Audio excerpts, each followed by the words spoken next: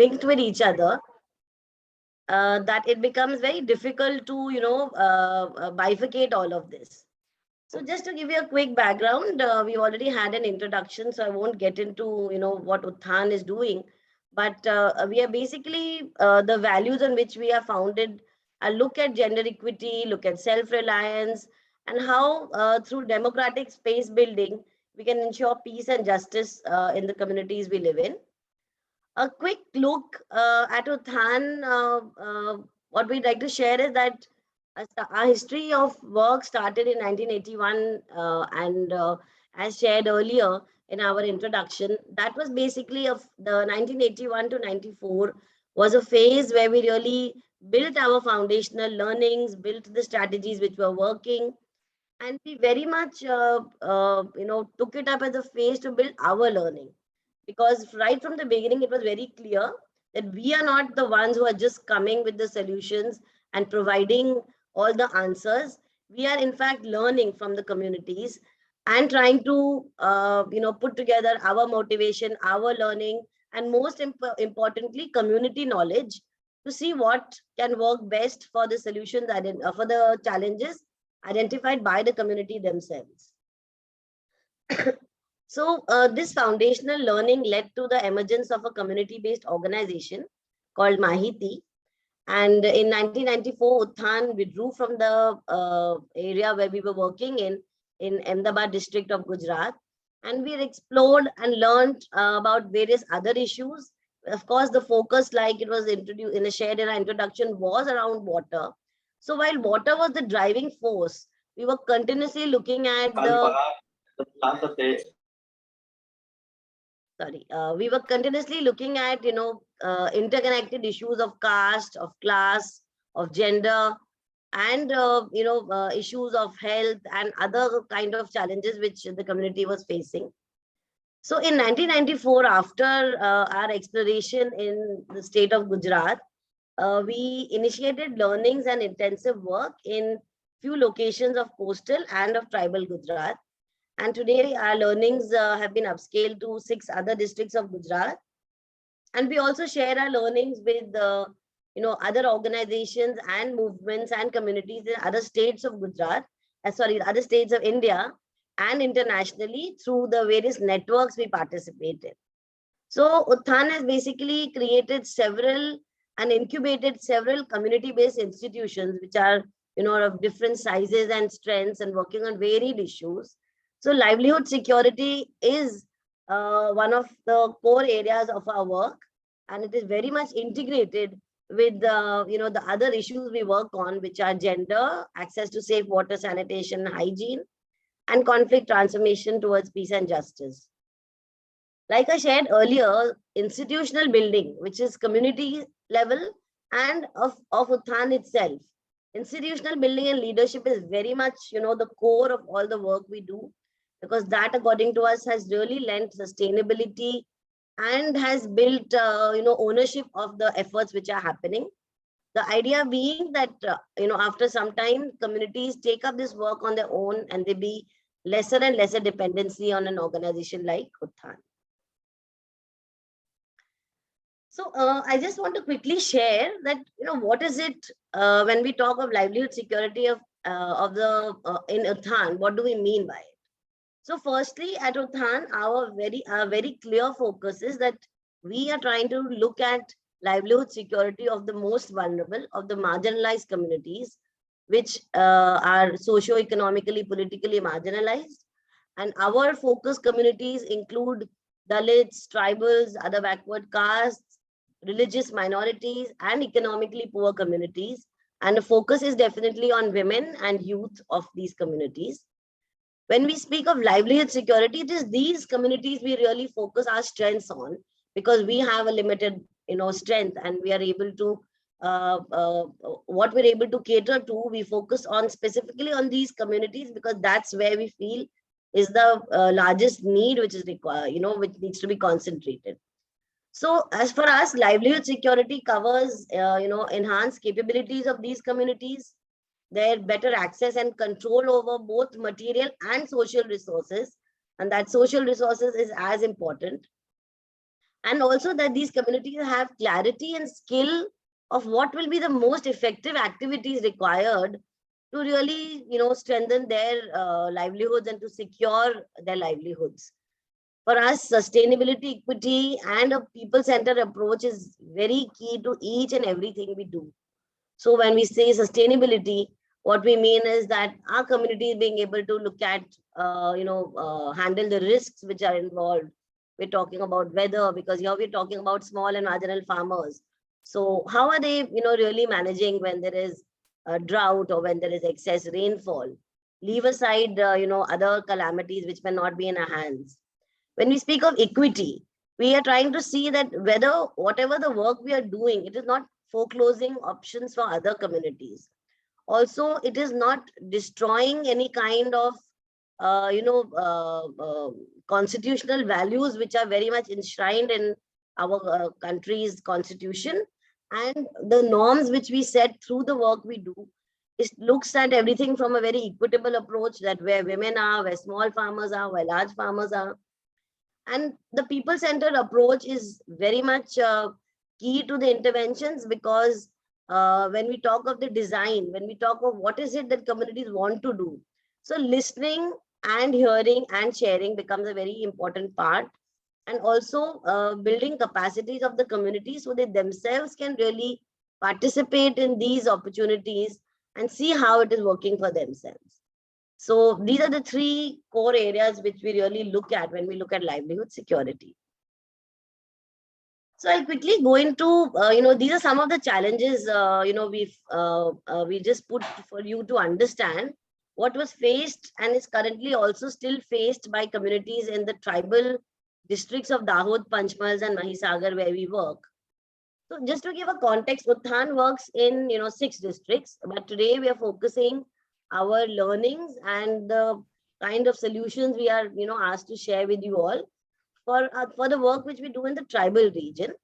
And so let us also be clear that when we say tribal region, it doesn't mean that there are only tribal communities living here, although primarily the population comprises tribal communities in Dahod, for example. But in Panchmals and Mahisagar, we have a mix of various communities. So our focus communities include tribals, include Dalits, include Muslims, include Christians, because it's also related to the overall population, demographic picture in the region. So there are a lot of other things which we have, worked on and done in the coastal districts, but we'll find another opportunity to share that later probably.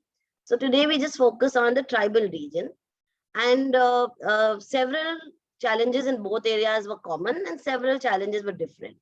So in the tribal area, we saw that, the livelihood options were very less. There was a lot of distress migration because a large number of communities who hold land have very, very small land holding, while others are landless. So although tribal communities would fall under, the landed category, but the size of land holding is so small that it is very difficult to really gain good kind of livelihood security from the community, from that land, especially when we're talking of rain-fed farmers. So there was distress even today, as we know, as we also saw in the COVID crisis. Migration is a huge dependency for income for the tribal communities.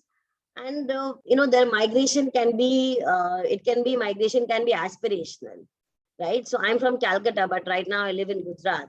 So it could be aspirational where I move for a certain reason. But here the migration is very much based on there being no other options in the region which are viable. They're being forced to really migrate to earn some sort of wage income which can support their rain-fed farming. Simultaneously, due to the changing nature of practices, and there had been a lot of environmental degradation. There was poor management of water resources. Additionally, we see that in the regions we work in, this is the poorest health indicators of women and children in the entire state of Gujarat. Illiteracy in Dhanpur block of Dahod district is the lowest in the entire state of Gujarat. And community participation and voice in people structures, in local governance structures like the panchayat or the forest rights committees, or we are talking of the biodiversity committees, which are mandated committees by the government. Mind you, these are not Utthan bodies. So there is a lack of voice of the most marginalized, especially women, who we still see do not participate fully or are not able to participate fully in the Gram Sabhas and share their concerns. Alongside, we see a lot of violence and abuse against women and against the marginalized, socio-politically marginalized communities in the region. And so these were the various complex, interplay of challenges in this region, which we have tried to address through our various interventions. So just a brief, so this slide really gives a very brief picture on, on how we have really based our work in community empowerment and institutional building, and, resource management, biodiversity and food security has really been cutting across all the work we do. And as we move ahead, Babu Bhai will then go on to share the various types of interventions and strategies which we have used. But here again, I would like to add that we really feel that if one works on livelihood of any kind of a group or community, it is very, very much linked to other things like, their access to water, their nutrition, health, the safety of women, what kind of community relationships is there in the area. Because if we are saying that the health of the community is very poor and we do nothing about that, we try to improve livelihoods, but then that expenditure is going to go into health access. So that is why we feel these are very much linked to each other. And our effort is that within the means and the human resources we have, we try to integrate all of this into any initiative which we try to do. Although there is a focus on some sort of outcomes and achievements, but we try to integrate it in all the work we do. So ensuring access to resources, for example, is one of the core areas which we try to look at in any kind of livelihood related efforts which we do. So it is not only working with individuals, it is also strengthening the local institutions. It is also bringing communities together, because ultimately we are talking about how we can understand and be compassionate to each other, how we can identify which communities are, require a bigger nudge and which don't. So this entire community building is something which we feel is very important. And we try to really integrate this in any kind of efforts which we do. So even if we are working on watershed, or if we are working on sustainable agriculture, Utthan's effort is not to work with just individuals. What we try to do is we work with committees, or we create an institution of the people we are going to work together, so that ultimately their strength increases, and then they are able to take this work ahead in a much more stronger way. Strengthening voices of the people is something we look at through all our work by, engaging the most marginalized in the work we do, because it cannot be assumed that on their own, the most marginalized voices will come. We will need to put in strategies into place. We need to discuss with men, with women, build their capacities, and see how people can come together and prioritize their needs and work together to address the issues, while keeping in mind that we don't, degrade the environment, and on the other side, we improve the quality of the natural resources available to us, whether it is an individual level or, collective resources. So there are various kinds of work which we are trying to do to address such needs and, build appropriate alternatives for communities. And I'll invite Babu Bhai, agar aap yahan se carry forward kar sakte hai, Babu Bhai, and he'd be able to give us a better picture, because Babu Bhai is very much located in the tribal area of Utthan's work and has been working with Utthan like I have for very, very long, and he'll be able to give us a great picture, and we'll then be happy to take questions. Yeah, Babu Bhai, please. Sorry, I am not comfortable speaking in English. That's okay. There's nothing to be sorry. Please carry on. Basically, यहाँ का जो issues we have to raise, we have to see the issues of this tribal community, and we are trying to what is the solution and what alternative of the community. So we have to organize community as an Pallavi earlier said all these things. We are implement these all activities through community institutions like VWC, watershed committees, all these things, and they are planning of the village how to solve these issues with participation approach. So we have a working on those watershed programs. This is for 5J, Jal, Jabin, Jungle and Janwar. All these issues are appropriate solution by the watershed. Second one, we have to implement the watershed. We have resource of water resource is increasing, soil erosion is controlling, agriculture practices, and then we have to support with NABARD, and we have to implementing organic orchard wadis in this area. You see that the photographs we have to trying to some हम लोग ने जो गांव में कुछ कमियां है उसको कैसे हम थोड़ा उसको स्ट्रेंथन करके उसमें हम कैसे कर पाते हैं वो आपको फोटो के जरिए हम दिखाते हैं कि दिस इज द वाटरशेड। और वाटरशेड में हम लोग अप्रोच है रीच टू वैली अप्रोच। तो हम लोग we have to complete the all the treatment through reed to valley approach, and you see that the water is rainwater is stopping in the field and this goes in recharge. So the water table is increased in our area. We have to study, and the water table is 1 to 2 meter is increasing in this area. So water is the main for the livelihood. So people are very happy to solution for their livelihood. So we have not stopped the migration, but we have to reduce the migration, and some of the families we have to stay in their house. ये हम लोगों का अभी तक काम का है, और इसके जरिए हम लोग उनकी drinking water and irrigation water के लिए we have to do some water management with some small demonstration, and now they are applying this technique for their better livelihood. We also trying to those marginal farmers who have a land very less, so we are trying to agri allied activities like goatry, poultry on this.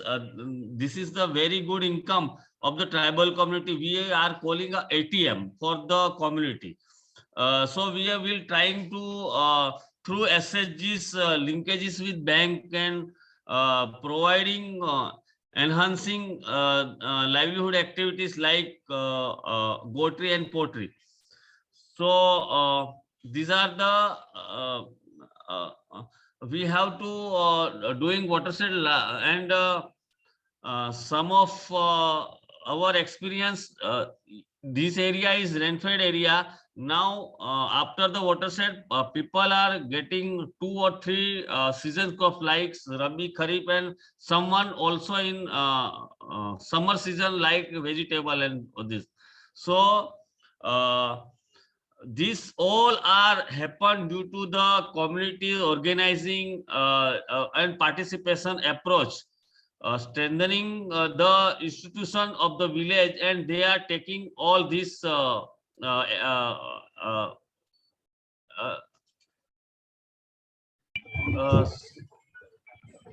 next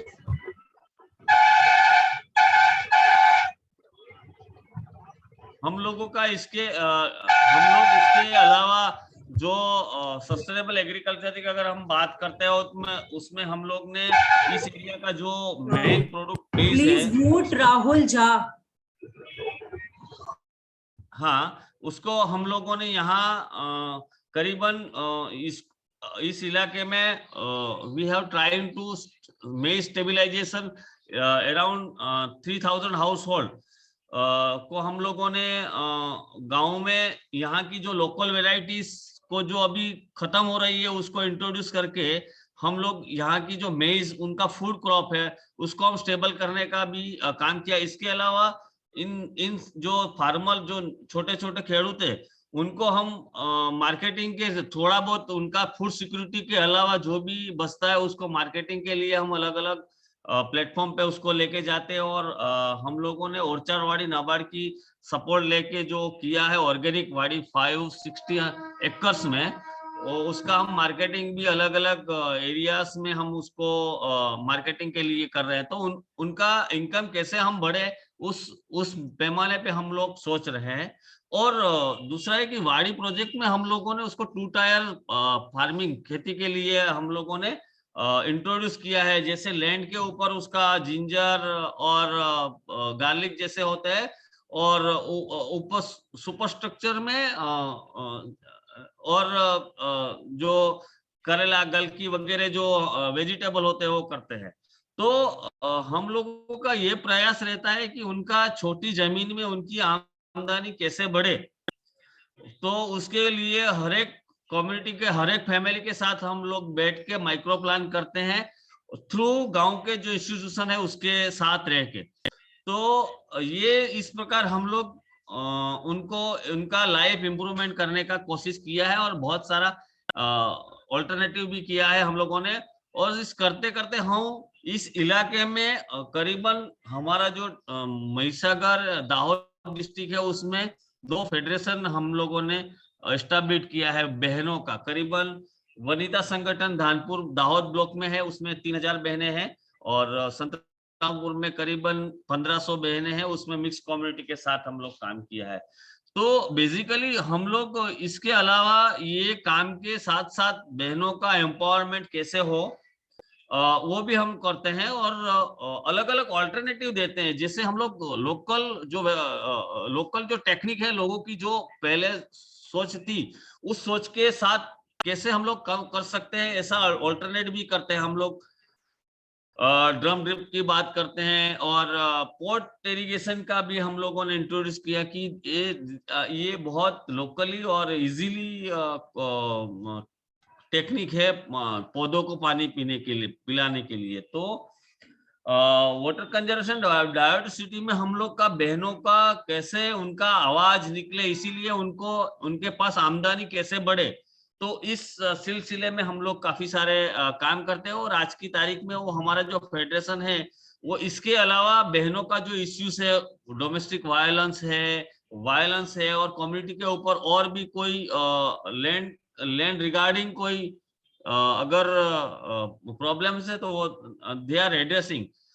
इसके जरिए हमने try किया है कि हम लोग बहनों का ड्रजरी रिड्यूस कैसे किया जाए। तो ऑल्टरनेटिव फॉर ड्रिंकिंग वाटर में हम लोगों ने we are trying to pulling और उसके जरिए उनको वो पानी निकालने का उनको ड्रेजरी कम होता है।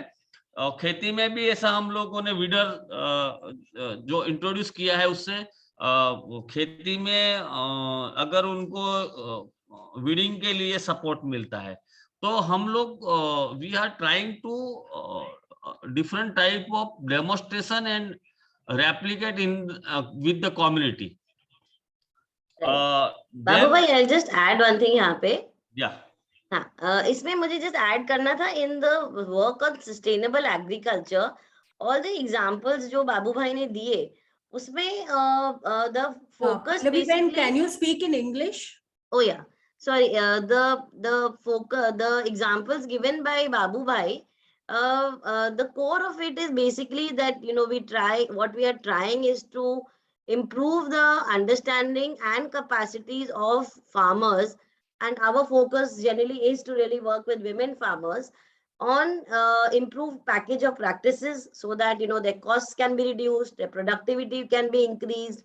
So by merely changing the, to an appropriate variety or by practices of proper line sowing, there is a lot which can be achieved in terms of, productivity and ultimately income, even from a small piece of land.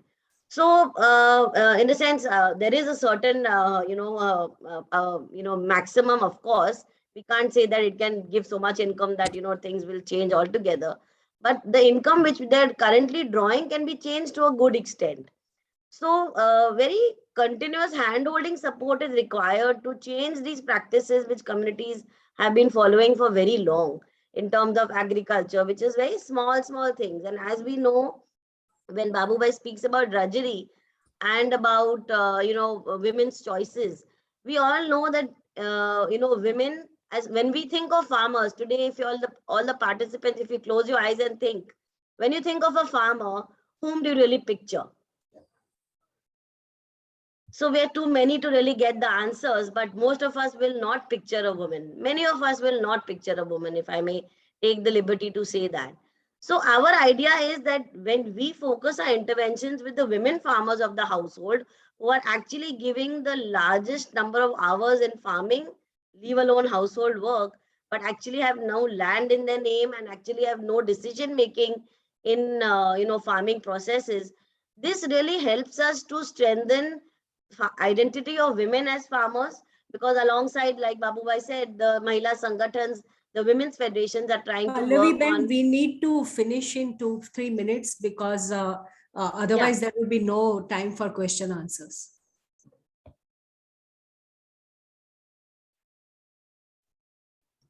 I think you are on mute, Pallavi ma'am.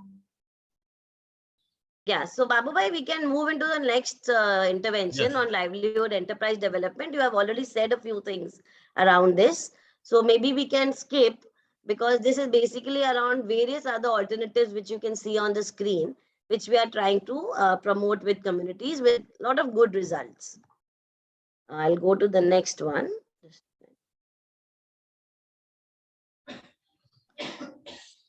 So we are trying to allied agri activities like horticulture and vegetables and poultry and pottery. We are trying to support of livelihood. बाबू भाई next में जा सकते हैं हम लोग तब तक. हाँ जी. This is the important for awareness campaign in the partnership with Village Development Committee with Federation. We are trying to aware the community of their rights and agriculture practices, how to they are doing package of practice with local zero budgeting खेती. उसके लिए we are trying to alternative promoting हम traditional crops, local task and local needs, strengthening local supplies of chain, reduce distribution cost. This is the key to strengthening the village economy. So we'll show you a small Babu Bhai, we'll just let us just show the clip which shows that how we are trying to look at advocating for the rights of communities. That will be useful for everyone.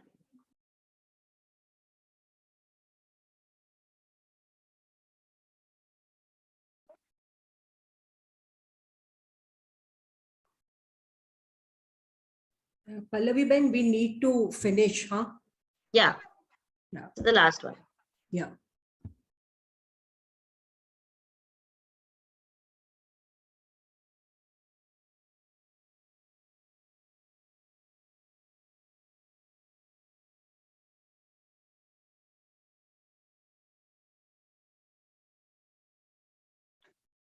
So yeah, we'll close here with just the last thing we wanted to add is that Utthan also, in terms of livelihood security, we look at how to respond to various crises, and it has been similar for the COVID crisis, where a number of initiatives have been taken by us to support livelihood security of the most marginalized.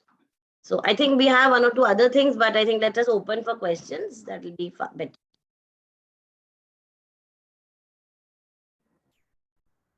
Can you stop your presentation so that we can go back to the screens?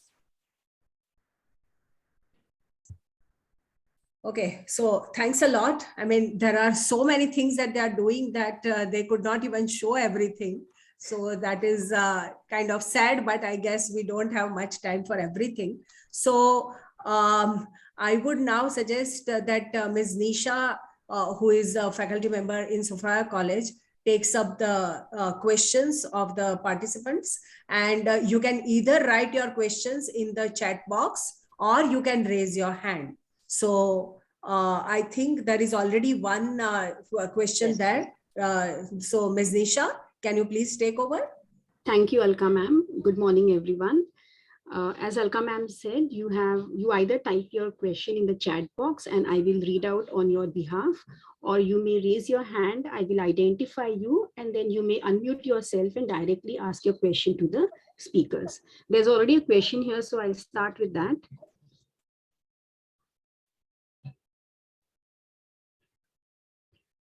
Water table की उन्नति के लिए आप लोगों ने क्या steps लिया है? Has the situation improved?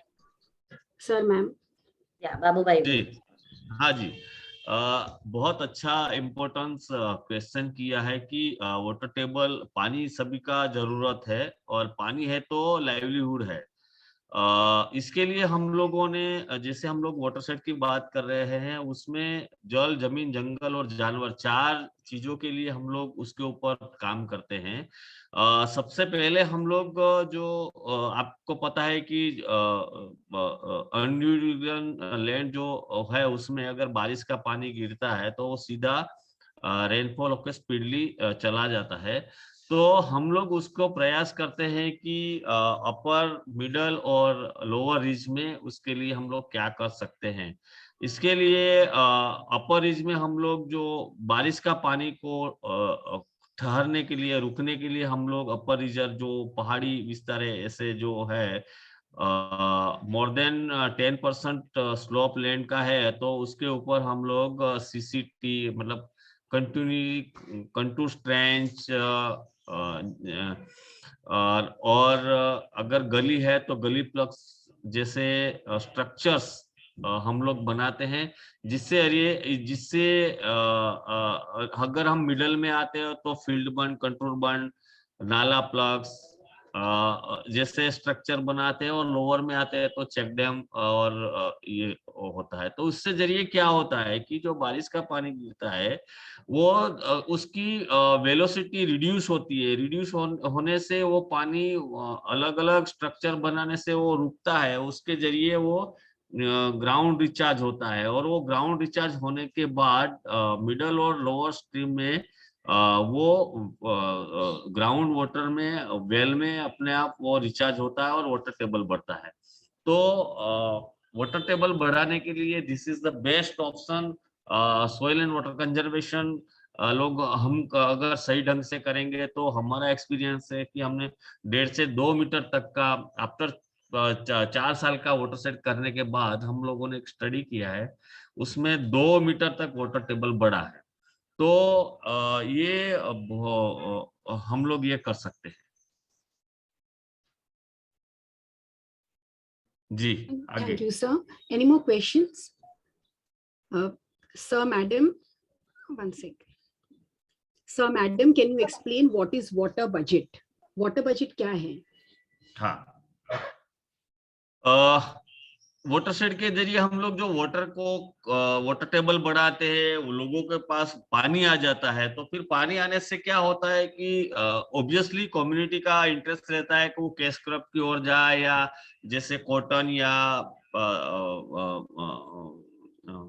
उस हिसाब से जहां उनको ज्यादा पानी चाहिए ऐसे मतलब वो प्रोडक्शन लेना शुरू कर दे। तो हम लोग इसके साथ साथ पैरेलल यही करते हैं कि उनके पास जो भी पानी है उस पानी में वो कौन सा क्रॉप कर सकता है, वो हम लोग कम्युनिटी BWC के साथ बैठ के हम लोग एक तय कर पाए कि हम लोग कौन सा क्रॉप लगे। इससे क्या होता है कि अगर जिसके कुएं में ज्यादा पानी है वो तो कुछ कैश क्रॉप की ओर जाएगा, और जिसके कुएं में अगर कम पानी है, कुआं छोटा है, तो वो क्या करेगा कि वो फिर अपना लाइवलीहुड के लिए भी, अपना फूड सिक्योरिटी भी नहीं कर पाता है। तो हम लोग बैठ के कुछ करते हैं कि हम लोग को कितना पानी किस क्रॉप में लेना है, उसके ऊपर हम लोग डिजाइन करते हैं। यहाँ का मेजर क्रॉप है मेज, पेड़ी और पिजन पी और इसके ऊपर हम लोग का यहाँ ज्यादातर ये हो रहा है। तो हम लोग उसको उस क्रॉप में कितना पानी देने का क्या, उसके लिए हम लोग उनको ट्रेन करते हैं और कम्युनिटी को इंस्टीट्यूशन से हम लोग उनको एक सोशल बॉन्डिंग में रख लेते हैं कि भाई हमको क्या करना है, तो किस क्रॉप के लिए कितना पानी चाहिए और अपने पास कितना अवेलेबिलिटी है वो हम काउंट करके उनके सामने रखते हैं। फिर हम लोग उतना पानी में हम लोग अगर खरीफ के अलावा रबी सीजन लेना है तो कितना एरिया में ले सकते हैं वो हम लोग कम्युनिटी के सामने रखते हैं, उसको हम लोग वाटर बजटिंग बोलते हैं। Next question is from Somdatta Banerjee. Has Utthan worked for the COVID-induced domestic violence among marginalized women in those localities? Can you throw some light on it? Yeah, so definitely, because gender is one of our focus areas, and as we said, we do look at an integrated approach. So while we did a lot of efforts around providing immediate ration support, immediate nutrition security through kitchen gardens, and several toolkit supports in the tribal area for landless communities, the Women's Federation members who had been working on violence, because we support basically the Women's Federation to institute small committees on the issues they have identified. So violence, for example, is an issue which they had already identified. And this group of few women whom our role is to capacitate them on, what comprises violence, the legal provisions, how to really convince, how to really work with the survivors and to work with the various law providing agencies, and most importantly with the community, with the family, with the panchayat, with the caste panchayat. So these women, COVID really pushed even all of us, including the women, right into the, into the home. So it was very difficult to really be in touch with women. So through the mobile and through, our existing community in the village, some efforts were done basically to understand and identify who was facing violence, because at that time all the mechanisms of women, when a woman faces violence or a young girl faces violence, they really first reach out to other women or friends or other people in the neighborhood, and that wo pura thing it really broke down. So there was increased violence, of course. We really absolutely, along with the data of NCW data also confirms that, and even Utthan's data through the Women's Federation confirms that there were increased cases of violence and abuse, especially because everybody was locked down. The reasons were many, but definitely still rooted in the patriarchal mindsets of community.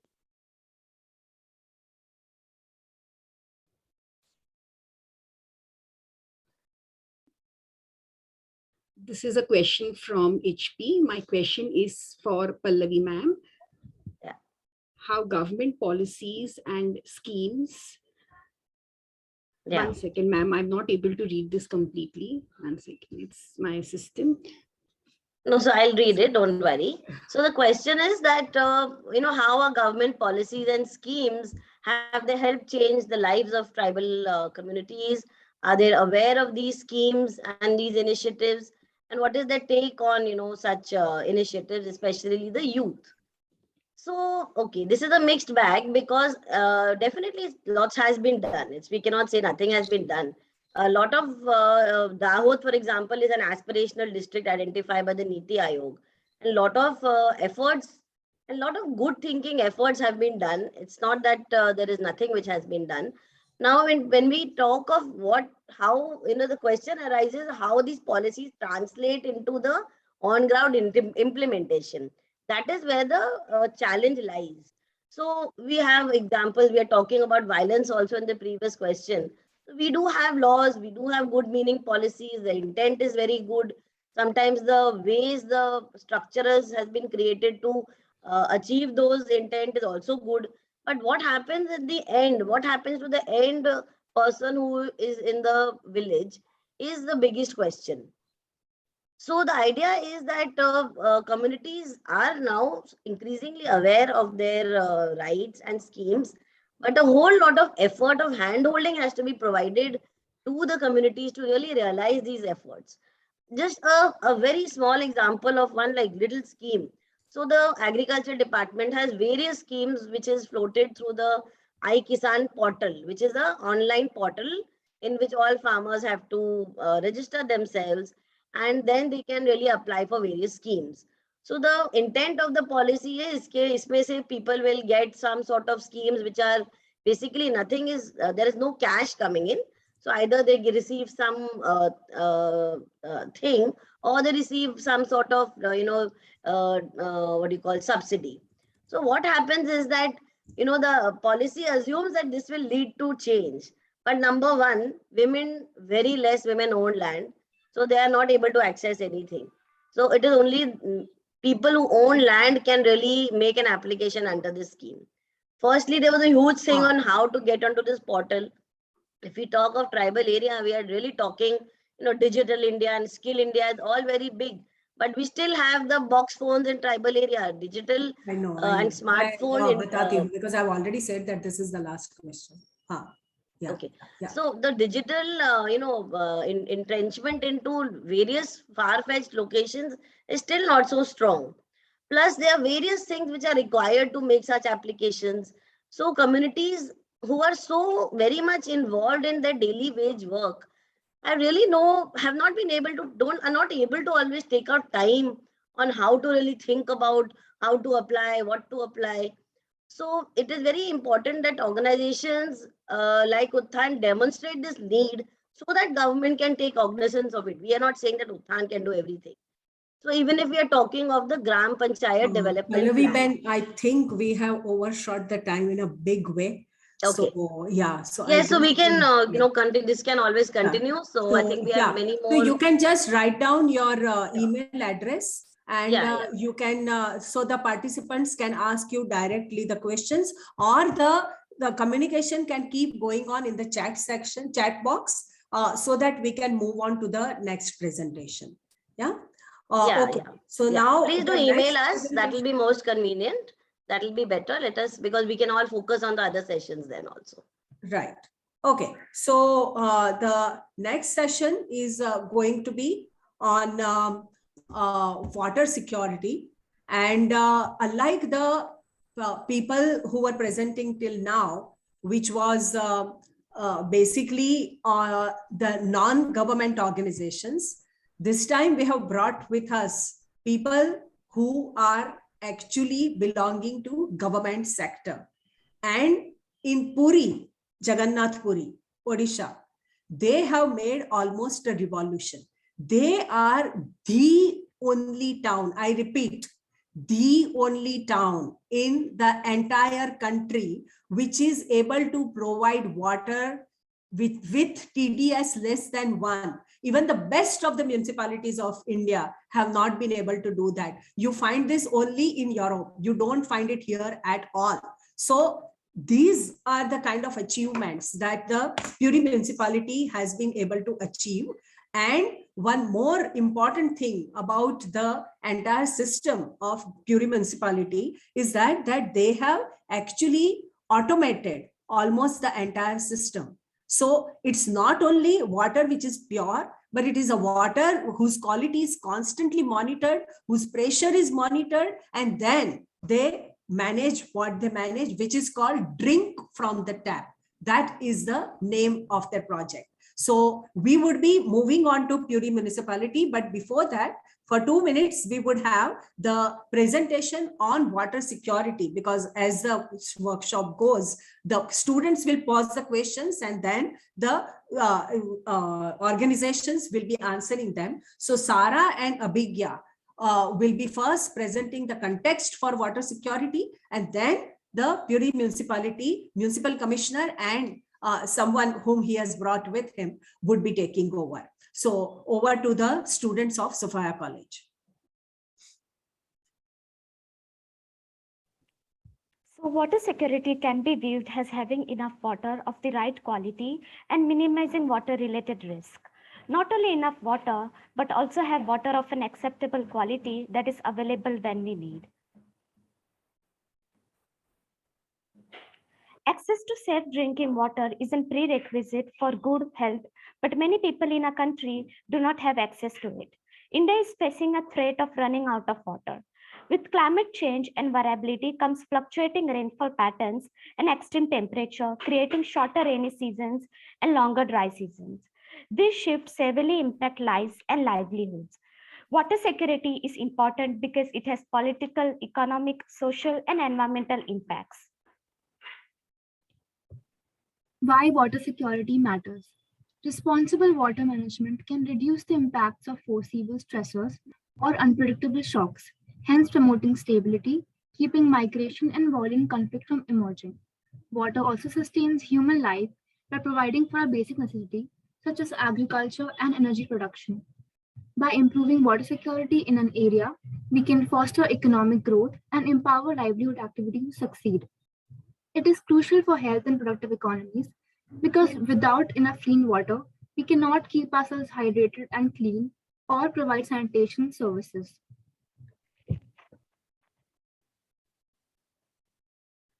Puri municipality has been working on providing water security to the people who need it the most. So I would like to request Saroj Kumar ji to take over and educate us more about water security. Thank you very much. I am Saroj Kumar Swami, Executive Officer, Puri Municipality, and I am having with my colleague Sri Bhavani Shankar Mohanty, who is General Manager, WATCO, that is Water Corporation of Odisha.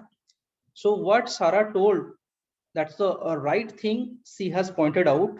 Actually, the quality of living depends upon the quality of water that we drink, because the quality of water and safe water, it also affects our health. If the health is good, then the quality of life and living index also improves in case of the people who are living inside a city or inside some rural area or wherever it is.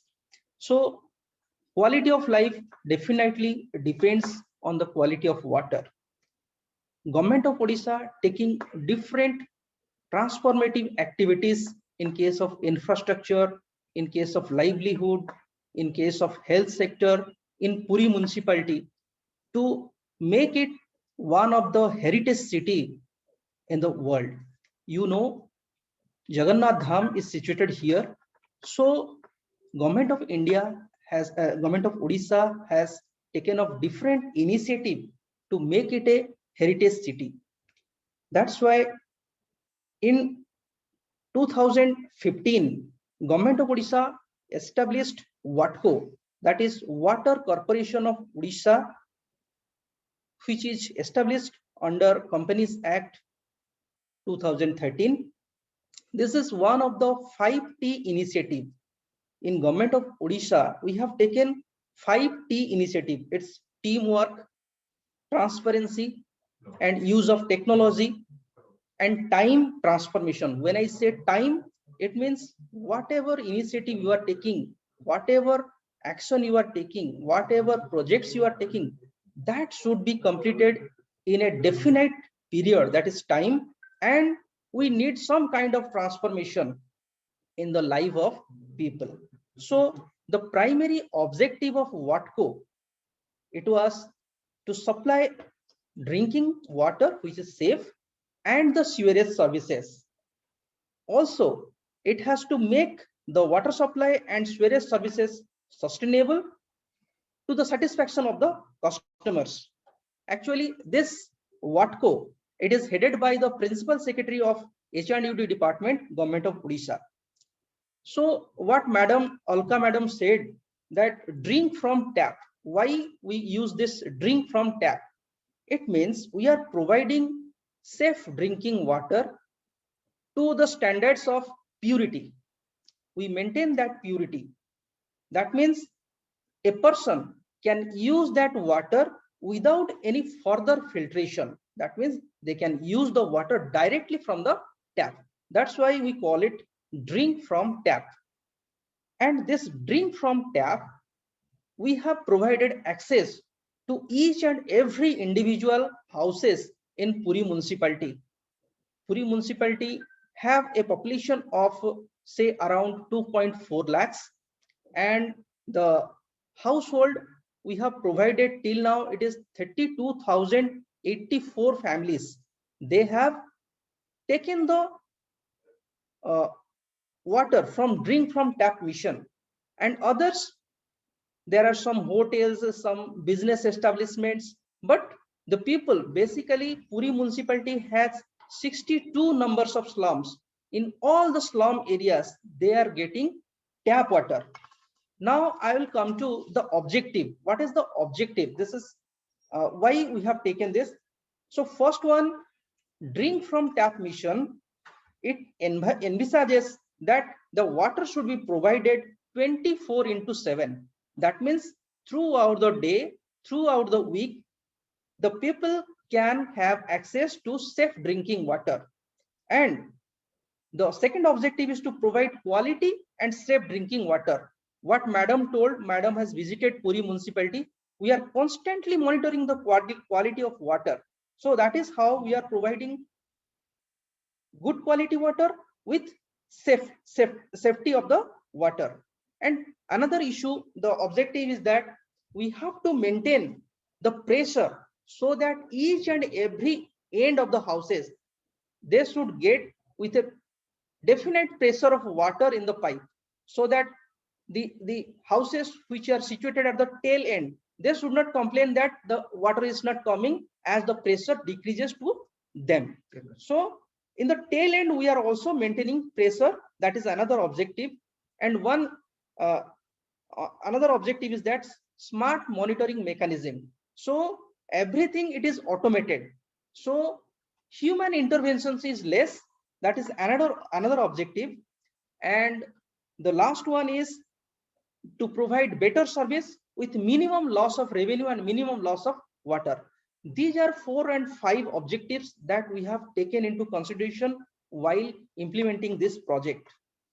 Now I am coming to the process, how it is done in Puri. So Puri has one existing network of pipe work.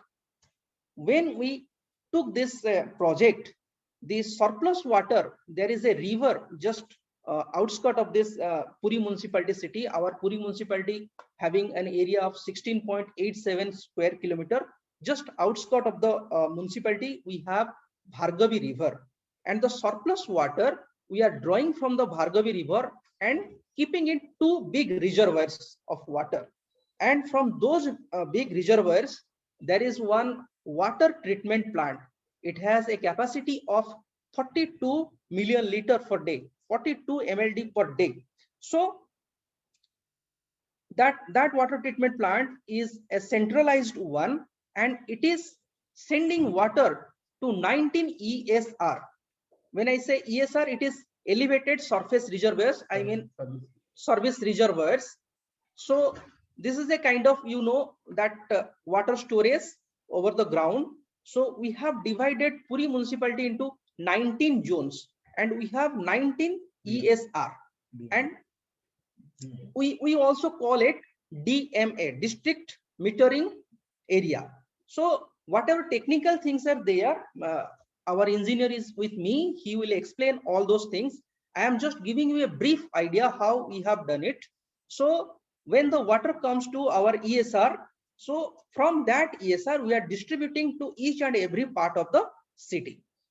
What we have did, we renovated the old pipes, and we also installed pipes wherever access was not there. We had a good survey of those things, and we took only 1 year to complete the project. So since our 5T initiative was there, we are giving importance to the time. So this project was completed only in 1 year, and we roughly the estimate of the project was, it was 26.4 crores. But when we tendered it, the executive agency, that is Balaji Construction Company, it took the tender with 22.88 crores. This was the agreement amount, and the estimate, it was prepared by our Watco. So we have not taken help of any outside agencies. This is solely done by our Water Corporation of Odisha. And the date of commencement of this project was August 11, 2020, and the date of completion was 10th August 2021. So we have stick to the time for the execution of the project. And all the distributory pipelines, they are available to each and every individual houses.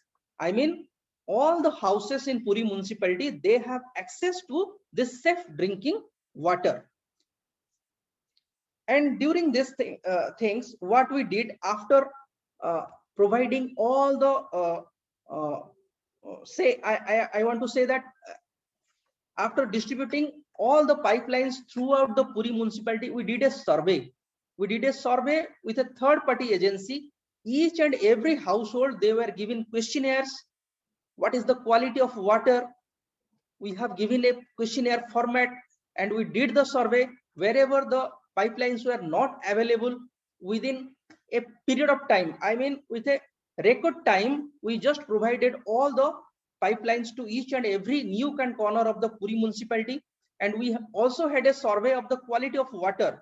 Wherever there was any kind of issues or raised by the people that this kind of water, this water turbidity is more, or it smells, or it tastes, something like that, we went there, we rectified everything in a record time, so that the people, they have a faith that the government is supplying good water. They don't have to use any filter or arrow or any kind of water filtering machine. Another thing I want to just add here, what we have achieved. We executed the project, we provided safe drinking to each and every household. What we have achieved by this project, first thing is that we are monitoring real time. I mean, we are getting real time information of the distribution system, the flow of water, the pressure and the quality, everything, it is maintained. I mean, internet kind of things. NIC has developed the application, and through that application, we are getting information constantly. Wherever there is any leakage, it also, the message comes to the office, and we have our maintenance system, a rapid response system, which moves, the vehicle moves to that place and rectifies the any issue there in the pipe. And we have also reduced the water loss. I mean, leakage of this water, we have reduced it. This detection and control, it is being done by the machine. That's why human intervention is less, and we are getting real-time picture of the issues. Then we are also resolving the issues in our record time basis. There is also automated pump and pressure control. So you see, during the night time, when there is less use of water, definitely the pump, if it runs with the same speed during the daytime, where the peak time is there, use of water. So at the night time, what will happen? There will be more pressure exerted on the pipe and they may burst. But here, the smart automated pump is there. It reads itself that whenever the water consumption is less, the motor accordingly rotates in a less speed, so that the pressure is maintained. So this kind of system, it is maintained in Puri municipality. Another thing is that we have reduced the single-use plastic by using this drink from tap mission. We have around 400 taps around the city for the tourists, for the publics who are moving on the road, so that they are not using the bottled water. They are not buying the bottled water. That has reduced down. So this water, they are also related to the single-use plastic. And another thing I am telling you, the energy consumption also reduced in Puri municipality in case of houses, because the pressure which is there in the house connection, it is 1.7 sorry, it is 1.7 kg. It is 1.7 kg per centimeter square. So the people, they do not require a motor to take the water to their reservoir. If the water tank, it is on the second floor, there will be no issue, absolutely no issue. The water flows automatically directly to that pump. So energy consumption, it is also reduced. And the another initiative that we have taken, it's a good one. You see, the collection of water tax, it is being done by the SHG group members. These SHG group members, they are called as Jalsathis, and they are collecting this water tax through MPOS device. I mean, everything is paid online. So the women who are women SHG groups, who are the inhabitants of those areas, they are collecting the water tax from their area only. They have a good relations. We are getting the issues. If there is any grievance, we are getting it immediately, because the Jalsathi, they belong to the same area. So there is a good rapport between the administration and the service beneficiaries through this Jalsathis. So this is one kind of initiative what we have taken, and this Jalsathis, they are earning say 27,000 per month. We are giving some incentive in percentage, 5%. Whatever they are collecting, they are getting 5% incentive. So they are not working throughout the day. Rather, they are working in their home, whatever household works they are doing, and in the leisure time, they are going for collection of this water tax. They are distributing the what do you call that? Yes. No. Yes. Right. They are also looking after this. And for quality checking of the water, what we are doing, there is a third party quality checking.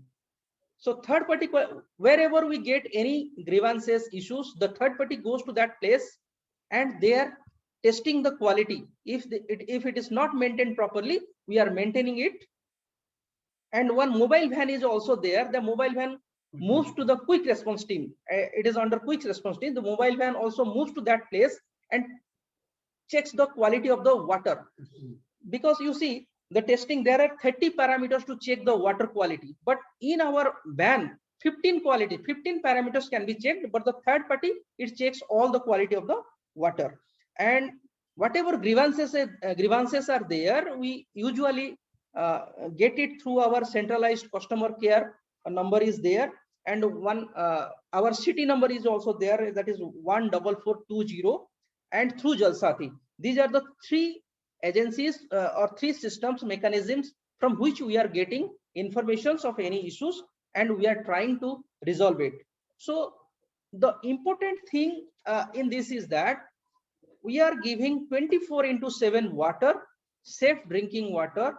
You need not any kind of filtration to each and every household, and the service, it is automated. So that is what we have experienced during our project. Now I would like to conclude here, Jai Jagannath, but I will request my general manager Watco. He will explain the technical things of this project. Now I would like to request Mr. Mohanty, who is looking after all the project. He will give you a brief idea on this project. Mr. Mohanty, please. Namaste, Jai Jagannath. My name is Bhavani Shankar Mohanty. Executive sirs are told detail explained everything for that regarding from the beginning of that project and till today for that maintenance, and he has briefed everything for that. Thanks for that. You have came to Puri and visited the site for that. And regarding the technology for that, I am also using for the last 25 years in the government of Odisha, PhD department. Now it is under Watco. So previously you were using for that same method, we are supplying the water to the loop, and we are getting load to the ESR by the valve systems arrangement and open the valves. It is a very difficulty manually. But first times we are introduced to that pilot altitude control valve. It is a pilot. There are some technical data which are first time we are introduced in our zone. There are Puri belongs to 19 zones, DMA, district metering area, and in each area around 2000 to 2500 maximum household is there. We have that 32,000 households we have already connected for that pipelining. We have come across that execution during the execution, so many problems we have seen for that, because previously there was a loop And first times we have then for 24/7 we have to isolate it for that to the individual zone, because that area and around we are assuming for that in ESR 1 district 1 DMA it is around 2.3 square kilometer for belongs and around maximum 2,500 households, so that we can maintain for that tail end pressures are that he has experienced that at minimum end pressure, residual pressure is minimum 1.7 kg per centimeter square. For that, we have that in double TP. It is a purely automatic, and that we are supplying for that water. And first times we are introduced the ultraviolet systems in our double TP. It is a final stage, and it is also going on. And regarding that water supply, first time we have reduced, first time pilot auto control valve you were introduced, then PLC first time introduced, and chlorine analyzer, that is the one of the instrument you have introduced for that, pressure control valve, pressure transmitter, and all the system is going on the through the surveyor by the wave cable. And we have that one big surveyor in our division office in the middle of the town of the Bhubaneswar, the Puri city. And now that around 1 year or 1 year and 2 years has already passed, one pilot project has done in Masani Chandi and Balyapanda. Then till today you have success, and we are pray to the God that sustainability must be there. We take care for that. And first times we are introduced that three things for one Jalsati. They are the best. They for Jalsati we have providing all the room, chair and table in all section office. They are coming to the door to door for the survey. They are doing also residual chlorine and parameters, some minor parameters with the hand kits for that, and collection for the revenue. Regarding the collections for that revenue, that we are collecting now 5 rupees 29 paisa, 20,000 for domestic, and 17 rupees 64 paisa for 1,000 for commercial and institutions. And regarding that collection, they are getting 5% commission that they are taking for that. Some of the Jalsati, they are getting also 15 to 20,000 per month. There are 32 Jalsati because we have that 32 wards in Puri municipality. And after that, all the things we have done for real time, and one man can be possible for that. I can see in the mobile that what is the pressure, how that, what is the flow, and what is that. Everybody can up to our secretary can see for that in Puri municipality. What is the pressure? What is the volume? Where is that? This kind of all the times for that. If any questions, you can ask for that because time is over. Thank you.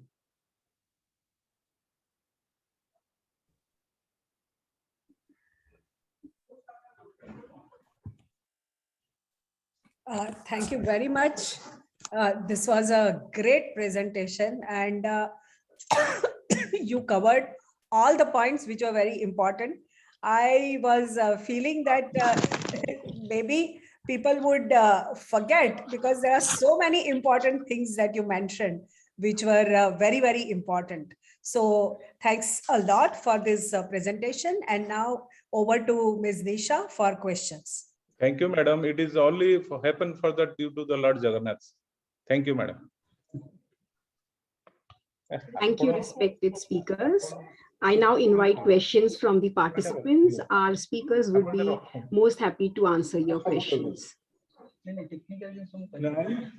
Yes. There is a question from Savita Singh.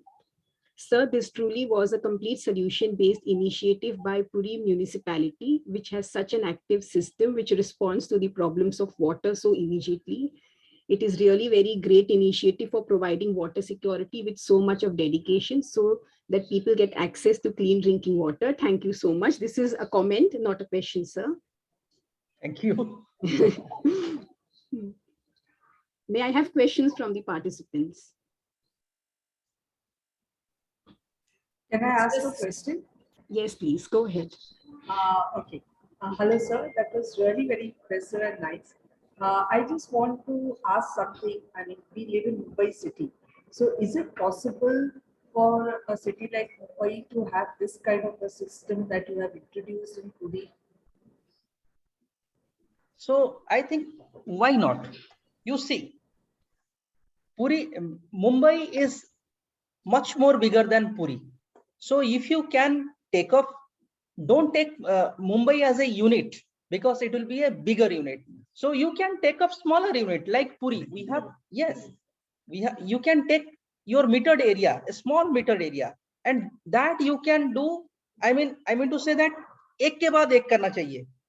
Understand? So you don't take the project as a whole. You can take the parts, you can take the subsets, then you can move to it. That means subset to set approach. So in Mumbai, you don't take the Mumbai as a whole. Rather, you can take the security of water where it is much required, much needed. There you can start as a pilot project. Then you can scale up to the other areas. So I think that can be achievable. Why not? Next question is, thank you, sir. Next question is from Nitya Khanna. It's a question similar to Dr. Sangeeta Dubey ma'am's. I would like to know if you have shared this solution with other municipalities. Also, what is the cost of a system like yours?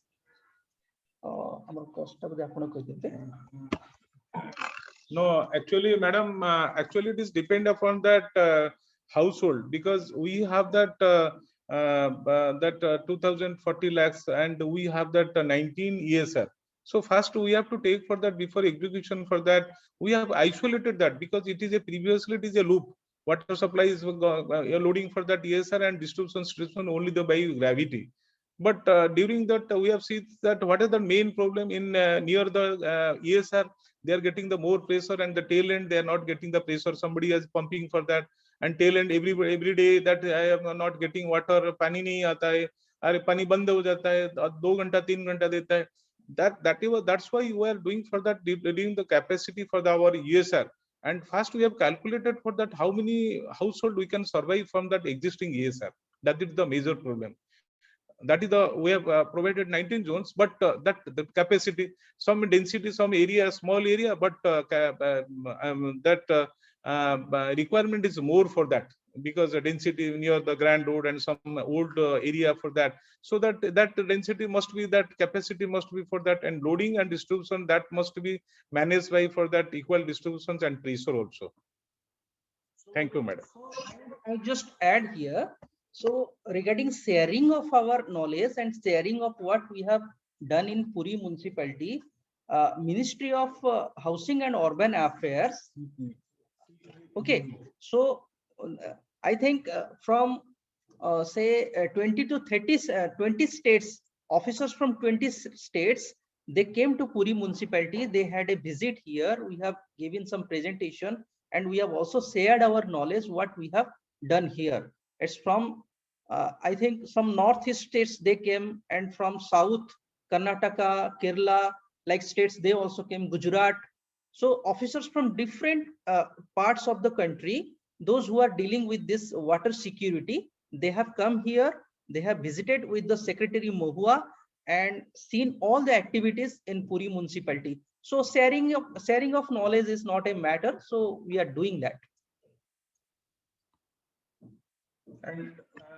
Thank you, sir. Alka ma'am, do we? Yeah, yes, sir. Just one sec. Sir, Swine sir, you might want to also tell them about how Odisha wants to do this for other towns also, because Puri was the first one, na? But you are trying to do it for other places. Yes, we are doing that. We have scaled up to the 17 ULBs in Odisha right now. USVC matlab? ULB, urban local bodies. Okay. Urban local bodies. So 17 urban local bodies already are supplying clean water 24/7 No. Odisha? Right now, in 2 cities, we are providing safe drinking water, and it is scaled up to 17. That means the project is going on there. Okay. So by 2023, we will be able to achieve those targets. Wow. Okay. Yeah. Somebody else was asking a question. Please go ahead. Please.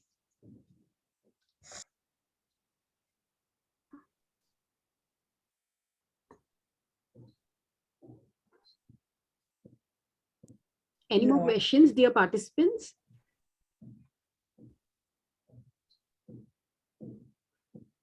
Alka ma'am, I think there are no more questions. So shall I close the session then? Yes, Yeah, so Mr. okay. Swine, and I am really, really grateful to you all for coming and giving this session to us, because I know that you all are very, very busy. And I just want to tell the students that Mr. Swine is the municipal commissioner, and every minute of he has visitors.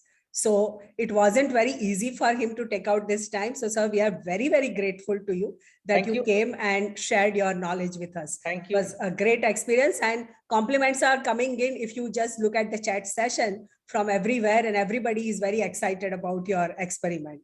So thank you very much. Thank you. Jai Jagannath. Jai Jagannath. Okay, so now we come to the last session of the workshop, and this is the session which is going to be given by MARAG. MARAG is the organization which has taken up the cause. Very few people actually take up. They are talking about the communities which are pastoral, where the communities are not settled, but they go from place to place for their livelihood. And they are working with them. They are trying to solve their problems. They are trying to look at their issues. And these are the things, these are the, that are very difficult to manage, because the community that you are working with is constantly moving. So it's not that you go to one place every day, every year, and they are there. They are not. They are gone. So to trace them and to work with them and to work with them consistently is something which itself is a very big challenge. And these are the people who have not only faced that challenge and tried to address the issues, but they have actually made a headway, and they have been able to contact thousands of people who are living the pastoralist lives and actually touch their lives in a very positive manner. So Anu Verma, can you please come on the camera and say hello? Thank you. Can't see you. Okay. There Is you it are. better? Okay. Yes. Thank you, there Alka are. ji. Yeah, so Anuji, just 1 second before we give it to you, the student from MIT University will be giving the context, because the format of the workshop is that first the students give the context, and after that the speaker takes over. So they give the context. So we first hand it over to her. Yeah, so. Yeah, I welcome Miss Sonia Gomes from MIT University, Mumbai. She is visiting faculty as well as PhD scholar in MIT Institute of Liberal Arts. Sonia, over to you.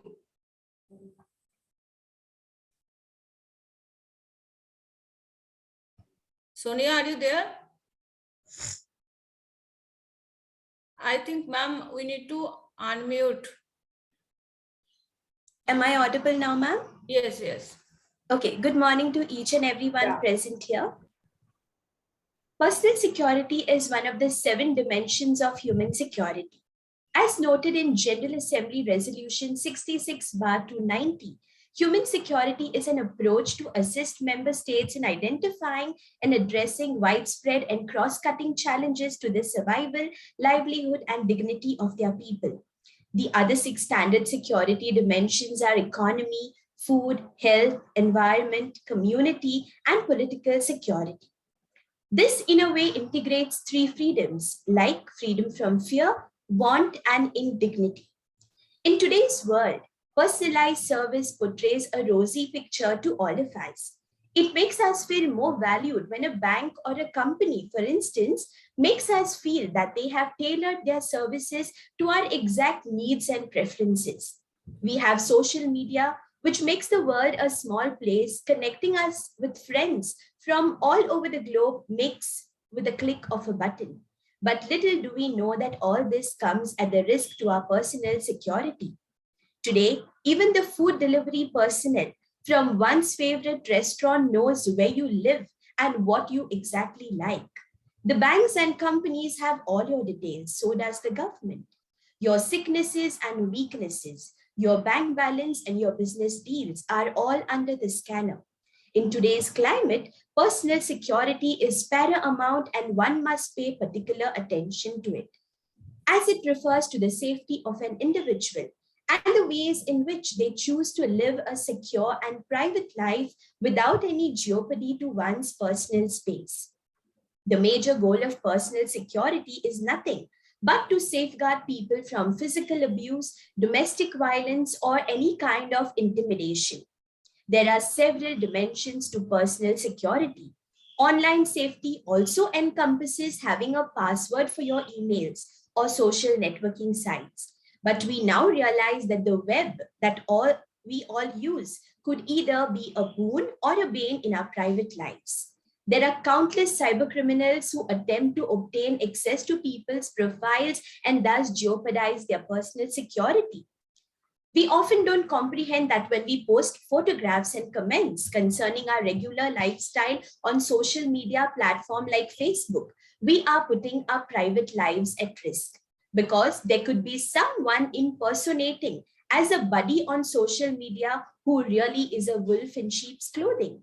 These information, for instance, could be used to track one down.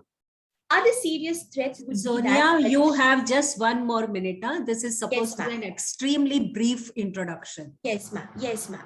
Malicious forces on the internet will exploit one's photos to tarnish your reputation. But personally speaking, in a scenario like this, you know that it is up to each one of us to ensure that we give importance to personal security.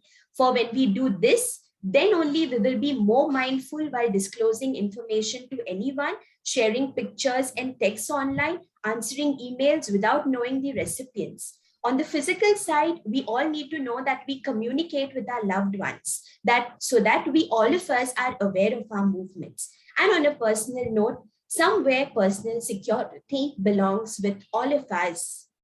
Thank you. So thanks a lot, Sonia. And now over to Anu Verma.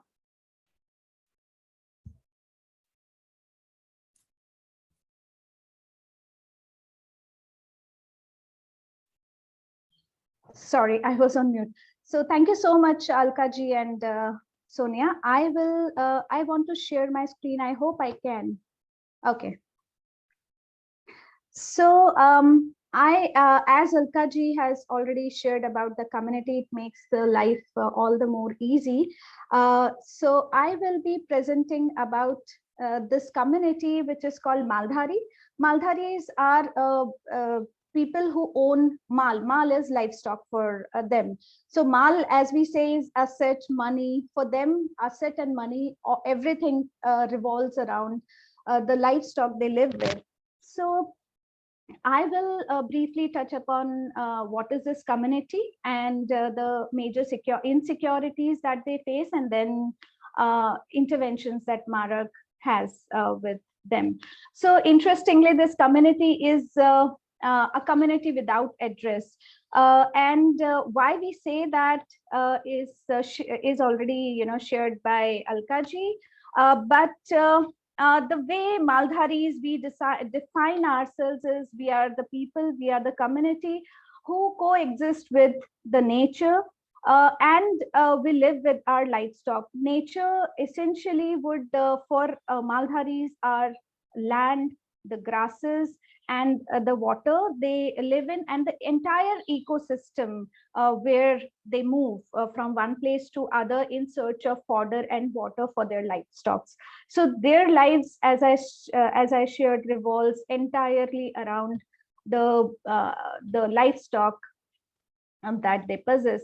People define it differently. You would, if you go to the website, it would be researchers talk about us as the production system and or transhumans, but this is how we define ourselves. This is just a brief introduction of what kind of livestock do we possess, where do we live, and so the movement is really different in different places. It could be around 5 kilometers to 5,000 kilometers. It could be near my village or across the borders of the countries, as happens in between Afghanistan and Pakistan, as happens in all the Central Asian countries, and as happens in between Nepal and India to a certain extent. So talking about insecurities, I was thinking about it, and then it is really overlapping. It is also connected. So and segregating these insecurities for any community is of course not possible. But the major insecurity that the Maldharis face is that they are invisible. We also before I started engaging with them, I also see them as a community, some people moving with their livestock, and I was like, oh no, what kind of community and what kind of plight they live in. But then once I started engaging, living with them, I understood, wow, this is the community which gives the solutions to these. So this is the community which gives the solution to the climate crisis and all kinds of crisis that the world is right now in, whether it is food insecurity, whether it is crisis relating to climate or the peace or food. So everything has, these communities have a solution to all these crises, but they are invisible. And their invisibility is makes them unrecognized, makes them and since they are not organized, therefore they are not the vote banks, and since they are not the vote banks, there are the policies doesn't favor them. So therefore it's a vicious circle that they grapple within. Also the development. So if we see how development is treating them, they are nowhere. We see white revolution and green revolution as two major milestones in the history of India for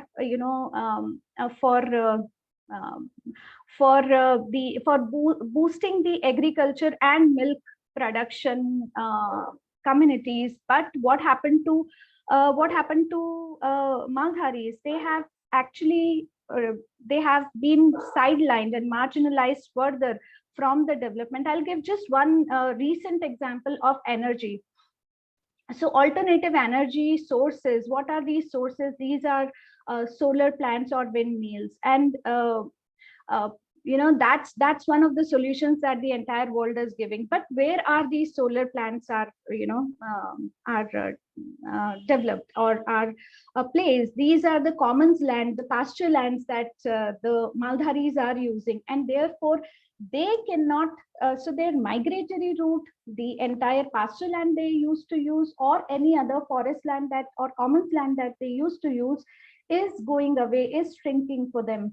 And therefore the entire degeneration and depletion of any of the natural resources, whether it is forest or land or water or grasses, that's shrinking, that's going away. One of MARAG's study in the pastoral pocket is in 836 villages, and we found that according to the, and this is government data, so according to the government data, around 62% there is a 62% gap in what kind of land that should be available for the pasture land and what is available right now. So this is the this is according to the records, but in vis-a-vis we did our own survey and it was further less. So where do they go? These insecurities are not, these are existential crisis, the identity crisis for the pastorals. Ration cards, since they are moving all the time, ration cards, they don't many of them don't have the ration cards. Child marriages, because because they used to move, therefore taking a younger girl with them was was difficult, and therefore the tradition of child marriages started, and it is still continuing, or early marriage. So, and therefore it leads to malnutrition. The education levels, not just girl education, even boys education. So it is really bad. And when it comes to girls, it is beyond 5th or 8th standard. There are very few mobile pastorals who would be educated. Now also the skills that they are into, like livestock management, the breeding practices that they use. So these traditional practices are not in tune or are not required by the market now. And therefore, when the pastoralism is reducing, so as their skills are not needed anymore for the market, and therefore these communities who are self-dependent, self-reliant are forced to do wage labor, either engage in construction, or women end up being domestic help in nearby towns and cities.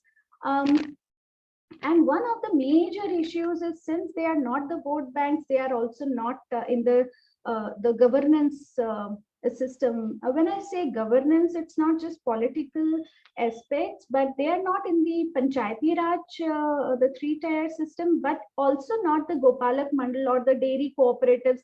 That's there. That's the milk producing and processing units. They are nowhere there. You would find farmers, but you would not find Maldharis there. And therefore, the financial independence is also compromised. I talked about white revolution. So what happened that when these women and the entire group used to move, women were the ones who used to deal with the market and negotiate with the nearby villages that come across their migratory route.